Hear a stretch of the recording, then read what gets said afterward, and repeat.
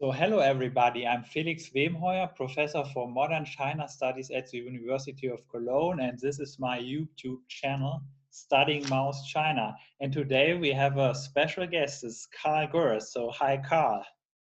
Hello Felix. Yeah, great to have you here. Karl is a professor for history and China studies at the University of California in San Diego. And he is an expert on consumerism in China and published already three books on this topic. So the first one was China Made, Consumer Culture and the Creation of the Nation, 2004 with Harvard. Then the second book was more focused on present developments as China goes, so the world goes, how Chinese consumers are transforming everything. But today we want to talk about his new book. It came out with Cambridge University Press. Yeah, here's the book, great cover. Unending Capitalism, How Consumerism Negated China's Communist Revolution. Yeah, and this nice bicycle in the back. So let me start with my first question. Most people think of China in the Mao era as a society that was poor and people had to struggle hard to feed and clothe their families. Since the 1950s, almost all important consumer goods were rationed in the cities. In the countryside, a famine occurred, and even in the 1970s, some regions faced shortages of grain and cotton. In your book, Karl, you are focusing on consumerism in the Mao era. You argue to push accumulation for industrialization. The state did not want to leave decisions of consumption to the individual consumer. What do you mean by the term state consumerism, and how did consumerism shape identities of people in the Mao era? Okay, well, I define my terms very carefully throughout the book, and if you have trouble finding the definitions of my terms, you can always look in the index, which I did myself precisely for this reason. But yeah, what do I mean by consumerism? And of course, thank you for your interest in my book and having me on your YouTube program and channel. The concept of consumerism, and specifically state consumerism, as you mentioned, are at the heart of my book, so this is a great place to begin. Let me start by defining consumerism under industrial capitalism. Industrial consumerism has three parts: the mass production of products, so we have more and more consumer goods; the mass circulation of meanings associated with those mass-produced goods, often through, most famously, advertising. Advertising begins to define what it means to consume one thing rather than another thing. And finally, the increasing use of mass-produced things and the ideas associated with those things to communicate hierarchical identities. We should note that even in the People's Republic of China during the Mao era, China continued to mass produce not just products, but branded products. And these products had very specific meanings and hierarchies associated with them. For instance, in the period that I look at, it became more fashionable to own a Shanghai brand wristwatch than many of the Soviet brand wristwatches in circulation in China at the time. But let's shift specifically to state consumerism, because as you've noted, Felix, that's the core of the book. Your question mentions half of the critical context of the Mao era. Yes, I completely agree with you. I don't think there's anything to argue about. China in the mid-20th century was desperately poor. Around 1949, China was not producing much of anything, mass producing much of anything, nor was it mass producing much discourse about those products. And people were certainly not widely communicating forms of identity through the acquisition and use of mass-produced products. That is, there was not much mass consumption of anything, so not much consumerism, especially compared to the other social building blocks of identity that you examine so thoroughly in your book. Race, gender, class, ethnicity, native place, and so on were other critical elements of building an identity in this period. But that changed very fast during this era. China industrialized, and that means that China began to produce more and more products. That is, they produced more and more of the lifeblood of consumerism. So as China industrialized, consumerism also expanded. My book isn't about documenting all forms of identity, but rather the newer kids on the block, the relationship between industrial consumerism and industrial capitalism that I see as the motive force transforming not only China, but also the world across the 20th century.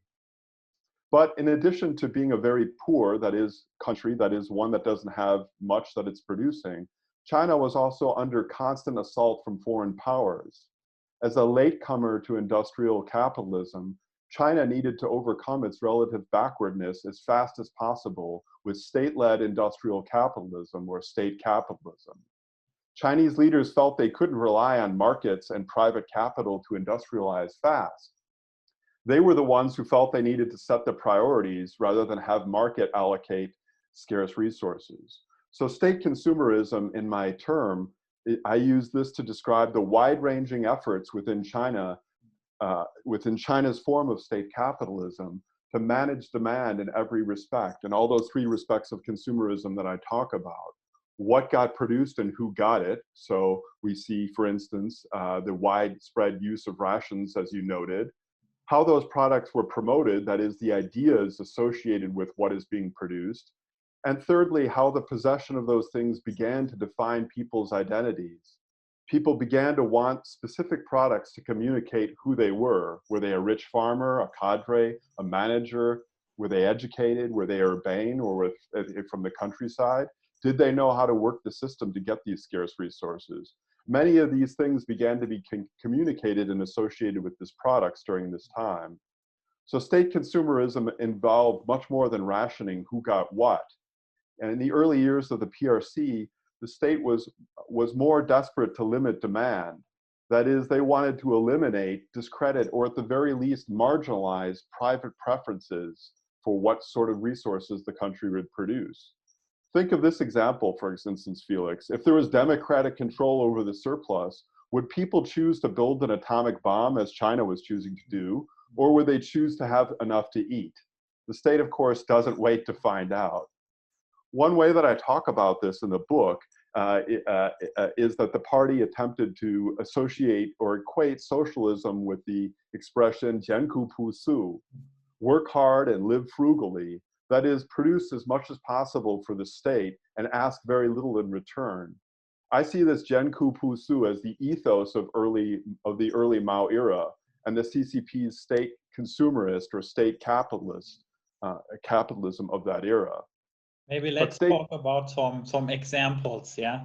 Then you can also continue your argument. So in your book, you argue that the three great things, wristwatches, bicycles, and sewing machines, became important symbol of social status and even played a role on the marriage market. Compared to the often meaningless and wasteful consumption in our capitalist society today, one could argue that the three great things were absolutely necessary to master everyday life in a shortage economy. For example, people did often receive rations of fabrics, but not ready-made clothes. Private cars did not exist and public transport was not very developed, so people needed bicycles for mobilities. In your book, you also have a chapter on a collection of Mao badges. This could be seen as a rather temporary and also obscure example. So does this all count as consumerism for you?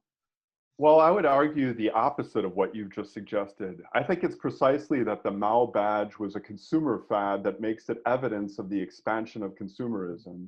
Here we have something seemingly useless, however briefly, becomes extremely useful. For me, the distribution of the surplus in all its forms, including badges, defines the system and not the words of political elites. In any case, we can certainly find all three aspects of consumerism in the Mao badge fad. The mass production of billions and billions of Mao badges, the circulation of many different meanings associated with the badge, including fashionability or membership in warring political factions, the fact that one had political connections and so on. And of course, the communication of hierarchical identities based on the consumption or use of different badges. Some badges signaled that you were in the know, while some badges or the lack of badges considered that you weren't. Of course, that hardly means that this was the only reason people wanted a badge. I, for instance, have no doubt that many felt that by wearing a badge, they were being loyal to Mao or had faith in the revolution. But I think we should look beyond their words and consider their actions and the impacts of their actions, the impacts of their attempts to acquire as many badges and as many fashionable badges as they could. In sum, I see the badge fad and indeed most of the activities that we associated with the Cultural Revolution such as house ransacking as facilitating the opposite of its intent, as facilitating the negation of the communist revolution by expanding the desire for the use of mass-produced products to socially differentiate oneself. Thus, the badge fad helped manifest expanding three major inequalities that always accompanied industrial capitalism. The differences between people that lived and worked on farms versus in factories, the difference between the rural and the urban, and the difference between the mental and manual labor, plus, of course, the differences between male and female, interior and coast, Han and non-Han. All of these things we can see in the badge phenomenon. So yes, I think it's an excellent illustration of exactly the goal of the book, to show that the policies of the Communist Party, their impacts was doing the opposite of their intent. Yeah, I think maybe a Mao badge was also some kind of a fetish, but let's go back to the three great things like a bicycle, right, or a sewing machine. Maybe was absolutely necessary. Well, yes. So the history of consumerism is the history of luxury goods going from luxury goods to being necessities. Much as we saw in China in the 1990s, cars went from being an absolute luxury that was mostly forbidden by the state to something that increasingly middle-class people had to have, not simply to get to work and be more productive, but also to signal that they were part of the middle class and therefore help their kids get married or get a better job or whatever it is. So, and those three ones that you talked about in particular, the Sandajian, the three great items, are perfectly capture this history of consumerism, from things going from being highly sought after luxury goods to everyday necessities. And then capitalism and consumerism then moves on to three greater, more technologically sophisticated and expensive things as it develops. Yeah. Maybe let's talk about the most controversial part of your book. So you argue that under Mao, China was a state capitalist society, and you're making a strong link between consumerism and capitalism. Karl Marx defined capitalism as a society in which almost all things and services are sold in forms of commodities on the market. Exchange on the market would be based on the law of value. This is an argument of Marx, and furthermore, Marx also believed that peasants would be turned into wage laborers who had to sell their labor power in order to buy food, clothes, and housing on the market. In Mao's China, over 80% of the population were peasants that produced their own food. In the cities, rationed goods were provided by the state based on political prices, and wage labor did only exist in the form of temporary workers, while the labor power of the large majority of workers in the state-owned enterprises was decommodified, right? According to what definitions and criteria do you label the society under Mao as state capitalist? Well, before I answer your question, let me state two things. One, I hope the audience notes that you are the one choosing the questions and picking very technical questions for me to answer. Now, which I'm happy to do so, but people less interested in technical questions will have to refer to the book, because I'm proud that I don't spend the entire book talking about rehashing explanations of state capitalism that others have done better. I borrow those concepts and apply them to China through the specifics of everyday life.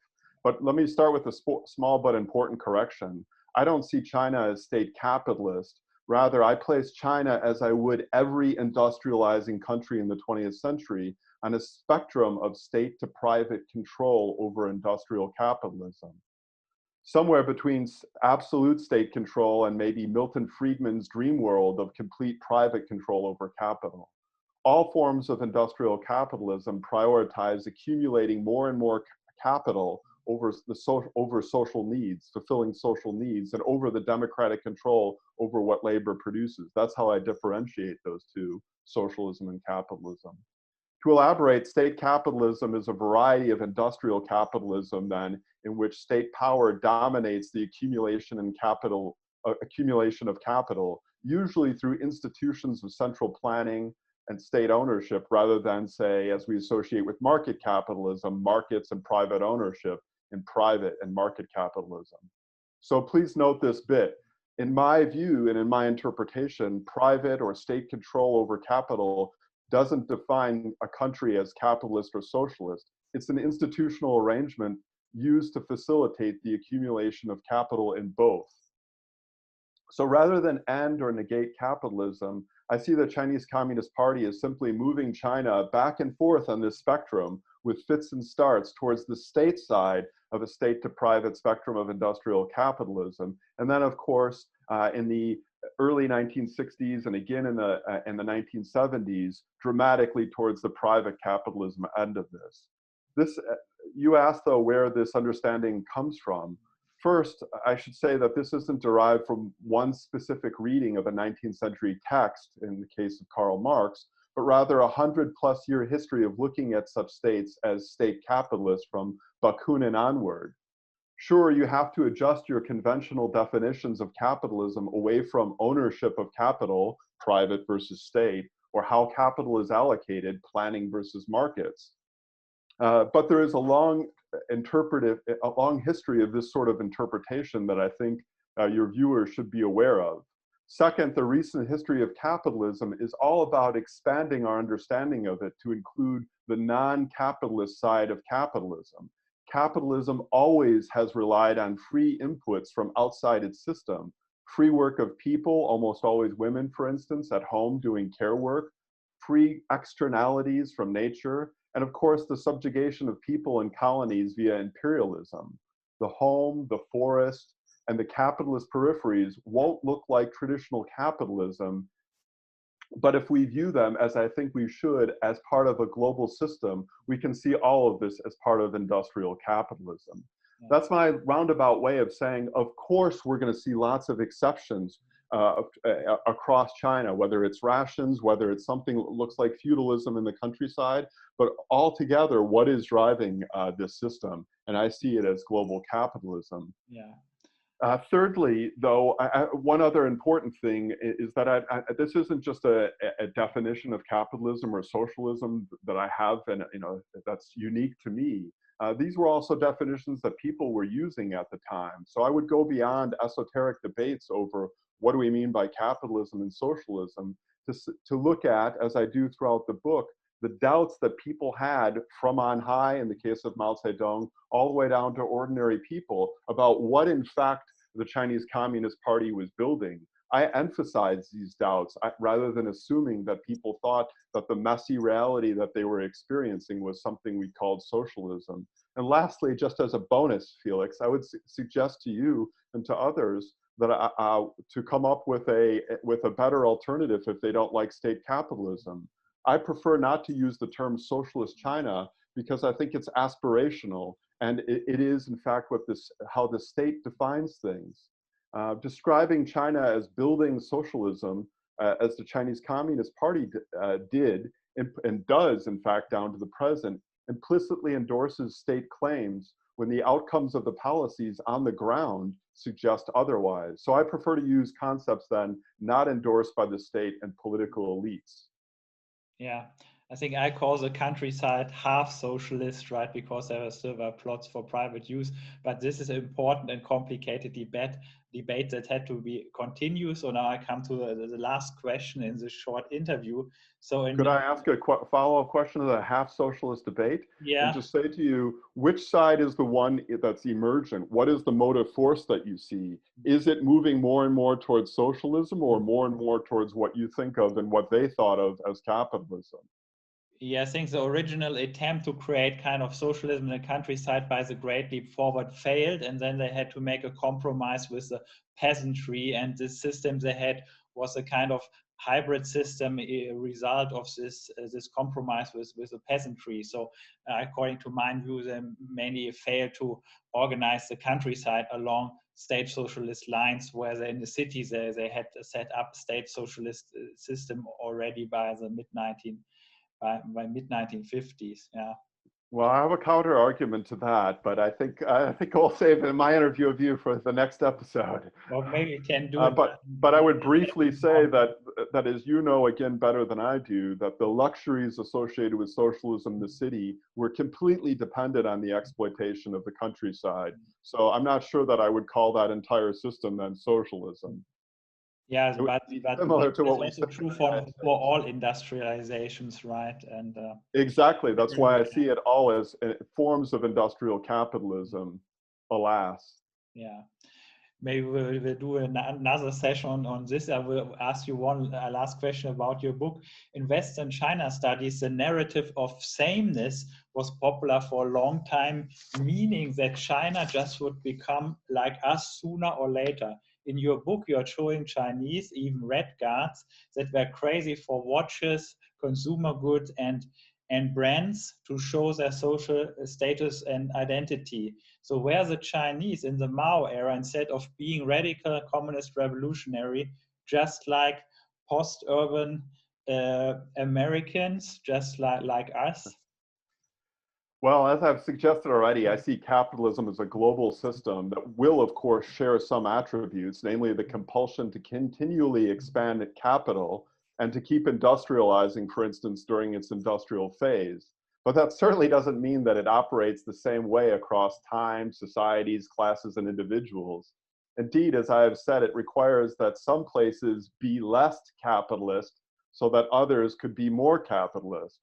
And I would suggest the same for the consumerism side of industrial capitalism. There are both similarities and differences. So your radical revolutionaries could be, in fact, both. I would describe in detail the ways in which industrial capitalism and state consumerism in China were promoted then by both internal and external forces in many different contexts. I of course, focus on what is unique and different about what we see going on in the periphery of global capitalism rather than in the core. In all three of my books on industrial consumerism, I have not followed the dominant trend in the studies of consumerism in Europe and the United States, which usually focuses on consumerism as a realm of freedom and self-expression.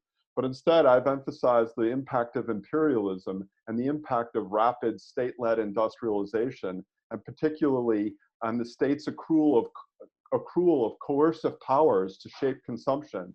That's why I focus on state consumerism in this book. In my view, then, heavy state involvement in consumerism in the Mao era is partially a consequence of China's place in global capitalism. Finally, as I've mentioned already, I use a lot of different kinds of non-state sources to show the pervasive doubts that the Chinese society that the Chinese Communist Party was building was socialism, as the party claimed. To turn your question around then, I think a disturbing amount of sameness that you suggest that I show or find between China and market capitalist countries is not just my invention, but rather was noted by people from all walks of life in China. These people lived and observed the contradiction between the lofty words of socialism uttered by political elites and the realities of state-led exploitation. They too wondered whether another non-capitalist world was possible. So I'll just leave it at that. Yeah, I think that's a good closing. So thanks a lot. And I think the discussion about your book will continue. So bye for now. Well, I appreciate you interviewing me, and I appreciate your work and all its influence on me. Yeah. Whether you like to acknowledge it or not. Oh, thank you. I also think your book is also quite important to continue the discussion about the social history of China in the Mao era. Yeah. So bye bye. Nice of you to say. Take care.